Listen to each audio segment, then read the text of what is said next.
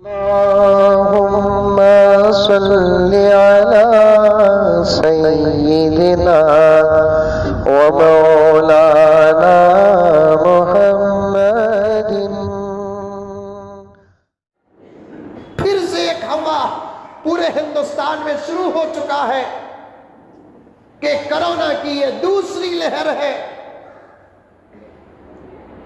پھر سے ضلعوں کو لاک ڈاؤن کرنے کی باتیں چل رہی ہیں اور ہندوستان میں کئی ریاستوں پہ لاک ڈاؤن کر دیا گیا ہے۔ رات کے 10 بجے سے لے کر صبح کے 5 بجے تک کرفیو کا اعلان کیا جا رہا ہے۔ اب یہ سب میں نے کہا تھا نا، گزشتہ جمعہ یا اس سے پہلے والی جمعہ، یہ تمام قسم کے قوانین کے نشانے یا تو اس ملک کی ایک اور طاقت ہمارے بھائیوں کی کسان ان کی طرف ہے، یا نہیں تو رمضان المبارک کی طرف ہے۔ پھر بھی اللہ کا شکر کرے، فکر نہ کرے میرے دوستو، انشاءاللہ تعالیٰ ثم انشاءاللہ ویسے لاک ڈاؤن کے سخت قانونوں کے بیچ اور سائے میں ہمارا رمضان گزشتہ سال جب اتنا اچھا گزرا ہے، اب تو بہت سارے قانون ختم ہو گئے ہیں، اس سال اور بھی اچھا گزرے گا۔ بس کچھ آواز اٹھانے کی ضرورت ہے۔ قانون بننے کے بعد اس قانون کے فائدے اور نقصانوں پہ بحث کر کے آواز اٹھانے کی ضرورت ہے۔ 10 بجے سے اگر کرفیو کا اعلان ہوتا ہے، ہمارے شہر کے اور ہماری ریاست کے اور ہندوستان کے دوسری ریاستوں کے ذمہ دار حضرات حکومت سے ملاقات کر کے یہ کہنا چاہیے کہ صاحب آپ کا قانون ہم بسر و چشم قبول کرتے ہیں، لیکن گزارش ہے کہ ایک آدھا گھنٹہ اور مزید کر دیں، بجائے 10 کے 10:30 کر دیں، اور مسجدوں میں تعداد طے نہ کریں۔ سماجی فاصلے کے ساتھ انشاءاللہ تعالی ہم رمضان کی رات کی خاص عبادت پر عمل کریں گے، اور آپ کو شکایت کا موقع نہیں دیں گے۔ اور ویسے بھی میرے دوستوں، یہ پوائنٹ بتانا چاہتا ہوں، غور سے سنو۔ رات کے 10 بجے اگر کرفیو کا اعلان کرونا وائرس کی وجہ سے نہیں، بغیر کرونا کے بھی 10 بجے اگر کرفیو کا اعلان آتا ہے، اس سے مسلمانوں کو ڈرنے کی کیا ضرورت ہے؟ شریعت کا بھی یہی حکم ہے نا کہ رات کو عشاء کی نماز کے بعد باہر نہ نکلے، فوراً اپنے گھروں کو چلے جائیے۔ یہ کس کا قانون ہے؟ یہ شریعت کا قانون ہے۔ آج اسے کرفیو کہا جاتا ہے، لیکن ہمارے بڑوں کے زبانوں میں اسے شریعت کہی جاتی ہے۔ اب ہم نکلتے ہی نہیں تو ہم کو کیا ڈر ہے اس بات کا؟ بھائی شراب پر پابندی لگ گئی، اس سے ان لوگوں کو پریشان ہونا ہے جو لوگ شراب پیتے ہیں، اور الحمدللہ ہم شراب ہی نہیں پیتے، تو ہم لوگوں کو ڈرنے کی کیا ضرورت ہے؟ خوف کھانے کی کیا ضرورت ہے؟ رات کے 10 بجے سے کرفیو کا اگر اعلان ہوتا ہے، ان لوگوں کو پریشانی ہے جو رات کے 10 بجے سوتے نہیں، چل کھاتے ہیں، خامخواہ ہوٹلوں میں اپنا وقت گزارتے ہیں، ان کو ان کے مال سے زیادہ ہوٹلوں کی چاہ پیاری ہے، ان لوگوں کو پریشانی ہے۔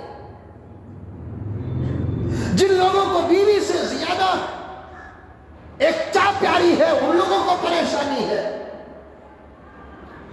پیغمبر دو عالم، رحمت دو عالم، سب کہہ دو صلی اللہ علیہ وسلم نے ارشاد فرمایا، رات کو عشاء کی نماز سے فارغ ہو کر دین کا کوئی کام ہے تو اس سے فارغ ہو کر فوراً اپنے گھروں کو چلے جاؤ۔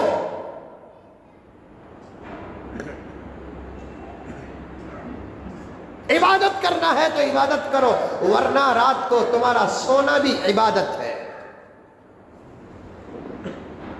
محمد رسول اللہ صلی اللہ علیہ وسلم کے غلام کا جاگنا ہی عبادت نہیں ہے، محمد کے غلام کا سونا بھی عبادت ہے۔ رات کو 10 بجے سو کر دیکھو، فجر کی نماز نہ ملی تو پھر پوچھنا، یہ ایک جھٹکے میں اٹھ جائے گا، اٹھو مجاہد اٹھ جائے گا۔ جو 6 بجے سوتا ہے وہ ایک آواز پہ اٹھ جائے گا، جو 4 بجے اس کے کان میں سور پھونکنا پڑے گا. ہلکی سی موبائلوں کے الارم سے اس کی میت اٹھنے والی نہیں ہے، کیونکہ نیند بیچ میں جا کر بہت مضبوط ہو جاتی ہے، شروع میں کمزور اور نیند فارغ ہونے کے، نیند کو پانے کے بعد پھر اٹھنے کے وقت میں کمزور ہوتی ہے. 10 بجے 11 بجے سو جاؤ. نوجوانوں میں تم سے نہیں، اس یوٹیوب کے ذریعے سے جہاں تک بات جاتی ہے، بلکہ حکومت کو بھی بتانا چاہتا ہوں میں، ہمارے دھرم ہی کا قانون ہے کہ رات کے 10 بجے سے نہ جاگو، لیکن مجھے معاف کر دیجئے، مجھے معاف کر دیجئے، مجھے معاف کر دیجئے. اور اس بات پر آج غیر عمل کر رہے ہیں، اگر عمل سے دور ہے تو وہ مسلمان دور ہے. میں نے کسی اس ملک کے غیر مسلم بھائی کے محلے میں راتوں کو اتنا نوجوانوں کو جاگتے ہوئے نہیں دیکھا جتنا کہ مسلمان محلوں کے اندر نوجوانوں کو جاگتے ہوئے دیکھا. کئی جمعہ پہلے بھی میں نے یہ الفاظ دہرائے تھے، نوجوانوں تم کو تمہاری ماں کے پاس بھیجنے کے لیے پولیس کو آنا ہے، تم کو تمہاری بیوی کے پاس بھیجنے کے لیے پولیس کو آنا ہے. علماء کے بیانات پر عمل کرنا نہیں آتا تو اللہ تعالیٰ پولیس کے ڈنڈے تمہاری پیٹھ کے لیے طے کر دیتے ہیں.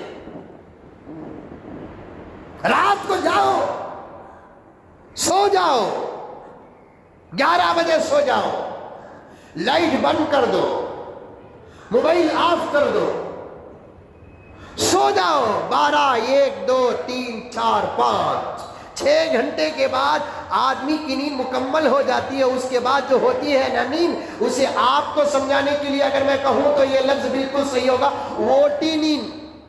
جیسے کام کرتا ہے تو ووٹی کام کرتا ہے نہیں، یہ ایکسٹرا نہیں. 6 گھنٹے کے بعد، یہ سائنس کی بات ہے جو آپ کو بتا رہا ہوں میں، 6 گھنٹے کے بعد آدمی جو سوتا ہے، 6 گھنٹے سونے کے بعد اس کا اور مزید سونا اس کے لیے تھکان پیدا کر دیتا ہے. 6 گھنٹے سونے کے بعد آدمی کے اندر عجیب قسم کی بیداری پیدا ہو جاتی ہے. جو مسلمان یا جو انسان 6 گھنٹے آرام کے ساتھ سو جاتا ہے، وہ ایک آواز پر اٹھ جاتا ہے، ایک آواز پر اٹھ جاتا ہے. اب تو لاؤڈ اسپیکر ہے، اب تو آلات ہے، اب تو ترقی ہے، اب تو ٹیکنالوجی ہے. رب کعبہ کی قسم کتابوں میں وضاحت کے ساتھ لکھا ہوا ہے، حضرت بلال کا زمانہ ہو، صحابہ کا زمانہ ہو، تابعین کا زمانہ ہو، تبع تابعین کا زمانہ ہو، آج سے 50-100 سال پہلے کا زمانہ بھی اگر کوئی ہماری اس مجلس میں جانتا ہے تو جان کر دیکھے. اذان دینے کے لیے مسجد کے بالکل صحن میں اور ایک بہت بڑا ممبر ہوتا تھا، اس ممبر کی طرح اس ممبر میں 3 سیڑھیاں ہوتی ہے. اور پہلے پرانی مسجدوں میں جا کر دیکھو 10-12 سیڑھیاں ہوتی ہے یا 15 سیڑھیاں ہوتی ہے، اور وہاں کھڑے ہو کر مؤذن اذان دیتا تھا، بغیر مائک کے اذان دیتا تھا، بغیر لاؤڈ اسپیکر کے اذان دیتا تھا. میرے رب کی قسم، میرے رب کی عزت اور جلالت کی قسم، بغیر مائک کے اس کی آواز کو سن کر پورا گاؤں اٹھ جاتا تھا.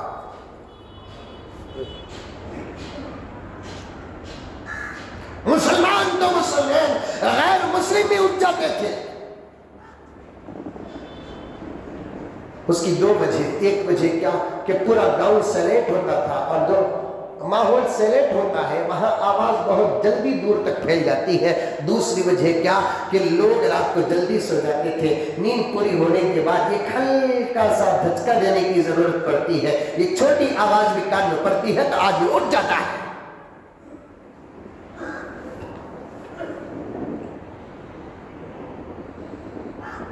کیا حضرت رمضان میں بھی 10 بجے کرفیو ختم ہے، حضرت 11 بجے کرفیو ختم ہے، حضرت اتنا پریشان ہوگا گویا کہ حکومت روزہ رکھنے کو بول رہی ہے. اسے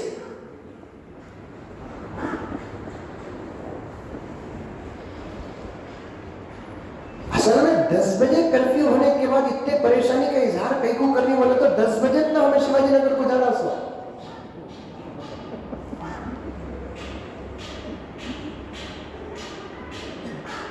ساڑھے 8 بجے کرفیو ہو، پریشان ہونے کی ضرورت تھی. 10 بجے اگر کرفیو کا اعلان ہوتا ہے پریشان ہونے کی ضرورت نہیں ہے. 8:30 بجے عشاء انشاءاللہ، 8:45 بجے تراویح 20 رکعت، سوا پارا، سوا گھنٹے میں 10 بجے وتر کے ساتھ انشاءاللہ تعالی ثم انشاءاللہ تراویح مکمل۔ اس کے بعد اپنے اپنے گھروں کو جو مسجد کے بازو بازو ہے چلے جاؤ، ہو گیا قصہ ختم۔ اگر قانون یقیناً انسانوں کی فلاح و بہبودی کے لیے بنائے ہیں کامیاب ہو جائیں گے۔ اگر قانون رمضان کے لیے مسلمانوں کو ستانے کے لیے بنائے ہیں، ہم تراویح پڑھ کر اپنے اپنے گھر چلے گئے، خدا کی قسم ہمارے عمل سے یہ قانون بنانے والے شرمندہ ہو جائیں گے۔ ہاں زیادہ سے زیادہ کوشش کر سکتے ہیں یہ کہ ذمہ داران اپنے اپنے محلے کی مسجدوں کے، اپنے اپنے محلے کے پولیس اسٹیشنوں کے پاس جا کر اور وہاں کے ذمہ داروں سے بات کر یہ آدھا گھنٹے کا اضافہ کر لے۔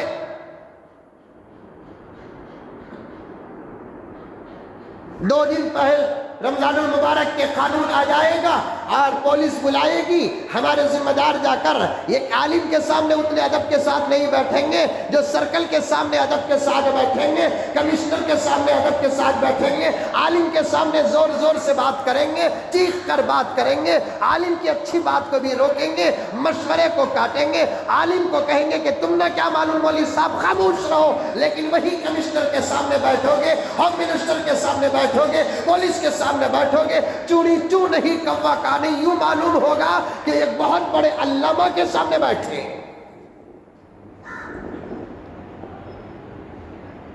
اگر وہ کچھ کہتا ہے تو اسے خوش کرنے کے لیے قبول کر کر آنے کا مزاج پیدا ہو گیا ہے۔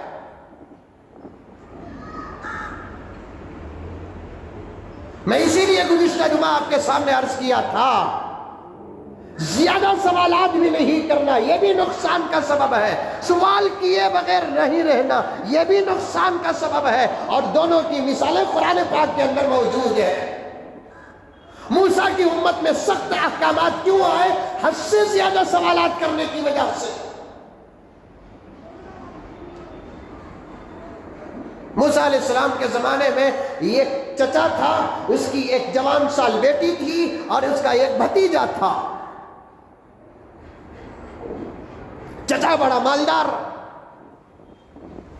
بہت مالدار چچا، بے حد مالدار، اور اس کی بیٹی بھی بہت خوبصورت۔ 2 چیزیں تھی چچا کے گھر کے اندر، ایک دولت اور ایک عزت۔ میں نے گزشتہ جمعہ کہا تھا نہیں، ان دونوں کو زیادہ ظاہر کرنے کی ضرورت نہیں ہے، کیا کہتے ہیں، چھپانا پڑے گا ان کو، دولت کا بھی اظہار نہ کرو۔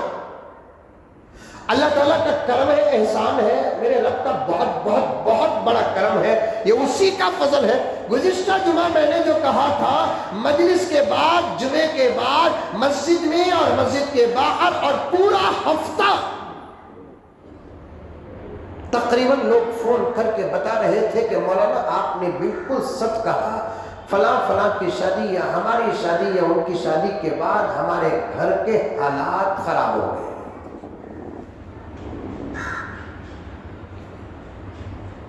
اور یہ دوست احباب جو میرے ساتھ جمعے میں عصر تک رہتے ہیں یہی گواہ ہیں۔ ایک نوجوان آ کر بیٹھ کر رونے لگا کہ حضرت آپ کہہ رہے تھے، یوں معلوم ہو رہا تھا ہماری زندگی پوری آپ کے سامنے رکھی ہوئی ہے۔